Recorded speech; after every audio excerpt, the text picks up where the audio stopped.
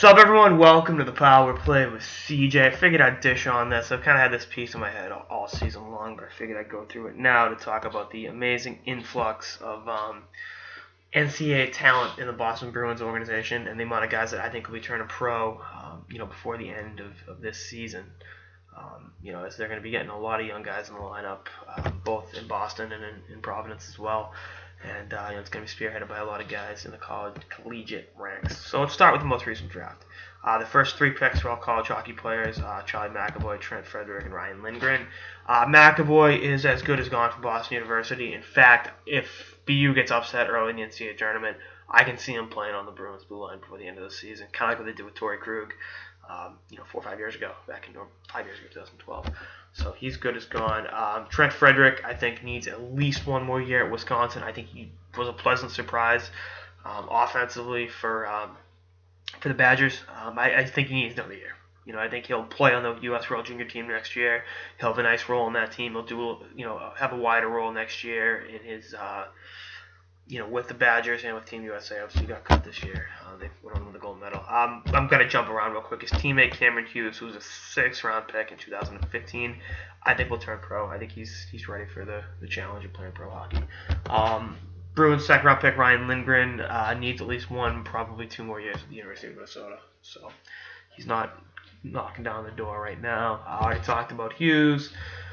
Jacob Frisback of Carlson, JFK, former president. Just kidding.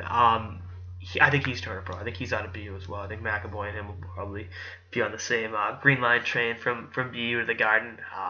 So that's going to be, again, something to keep an eye on. And I think he's a potential that we could see in a couple games before the end of the season. But, we'll see what happens. I think he's, definitely got a good two-way game and someone that can, make that jump to the pro ranks.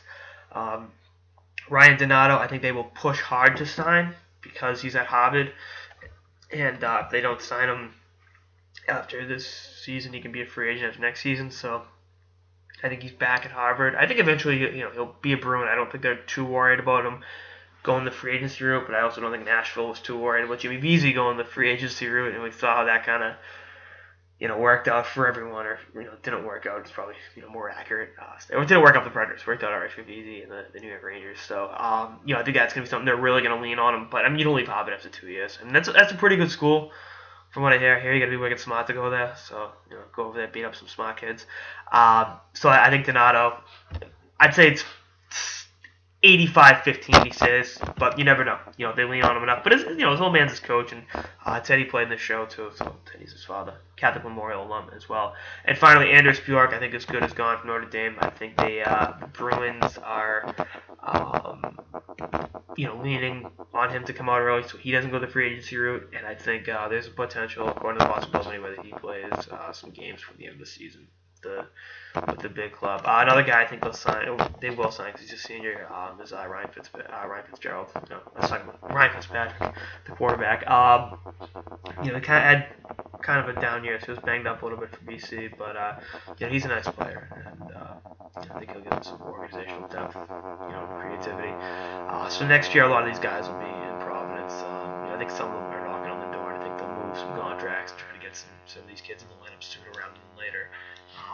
But again, I just think if you want to watch some really, really good young talent, the Providence Bruins will have it next year. In addition to all the aforementioned collegiate players, Zach Sedishin just scored his 40th goal of the season the other day with Sault Ste. Marie. He'll be there. Jake DeBrusk is obviously there. Zabor will be there. So there'll be a lot of young talent there. So again, if you're in the New England area, don't feel like giving the Bruins $140 for nosebleed seats. Check out a Providence Bruins game next season.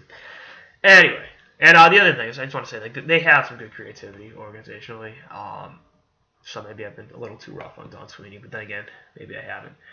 Anyway, that's all I got. So, the Power Play with CJ. Stay tuned for episodes for the season and beyond. Later, guys.